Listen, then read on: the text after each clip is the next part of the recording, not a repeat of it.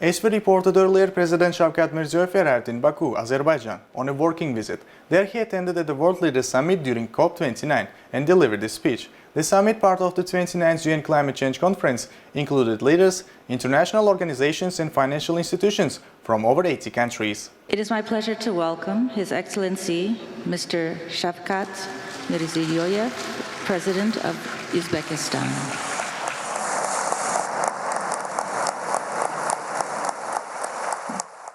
At the beginning of his speech, the head of state sincerely congratulated the President of the Republic of Azerbaijan, Ilham Aliyev, on the successful organization of this historic summit and supported Azerbaijan's active efforts to expand international cooperation in order to combat today's climate threats. As the President noted, climate change has become the main global threat today and has a direct impact on the increase in geopolitical tension. The problems of combating poverty, ensuring food and energy security, and using drinking water and resources are intensifying. Central Asia is experiencing the consequences of climate change. They are becoming an obstacle to the improvement of the quality of life and the implementation of national development strategies. As part of the Paris Agreement, the main goal is to prevent a rapid increase in air temperature in the region, to keep these indicators around 1.52 degrees in the current century. In this regard, large-scale reforms to achieve carbon neutrality are being carried out in Uzbekistan. It is planned to reduce greenhouse gas emissions by 1/3 by 2030. These commitments will be further extended until 2050. The share of green energy reached 40%. Electric cars and green hydrogen production clusters are being built. Solar and wind generation hubs are being created. As part of the Yashil Makon program, green areas are being expanded. The regional climate strategy is being implemented together with neighboring countries. In these days, a multilateral agreement on the organization of green energy supply to Europe will be signed. In order to jointly overcome the consequences of global climate changes, the leader of Uzbekistan put forward a number of initiatives. In particular, it is proposed to establish an international center for the assessment of losses and damages due to climate in order to expand the technical and financial support of leading countries, multilateral institutions, and conventions for the critical analysis and financial assessment of climate risks faced by developing countries. Noting the need to develop a unified approach to reducing environmental pollution risks, sustainable biodiversity and transboundary water resources, the head of state signed the United Nations Declaration on Commitments in the field of ensuring the integrity and environmental safety for river ecosystems. He put forward the initiative to develop the declaration. It was also proposed to establish a regional bank of genetic resources, an innovative UN agro-industry hub for landlocked countries, to increase climate resistance of plants in Uzbekistan. In order to transfer experience and knowledge and best practices in the field of sustainable development of cities affected by climate change and creating favorable conditions for living, an initiative was taken to establish the Alliance of World Climate Capitals and hold its first forum in Tashkent. The President invited the representatives of the COP29 countries to participate in the Global Festival of Digital Green Initiatives, which will be held in Aralsy next year on May 15th, the International Climate Day. At the end of his speech, President Shavkat Mirziyoyev noted that Uzbekistan is always ready for open dialogue and practical partnership in the path of common prosperity and long-term green development.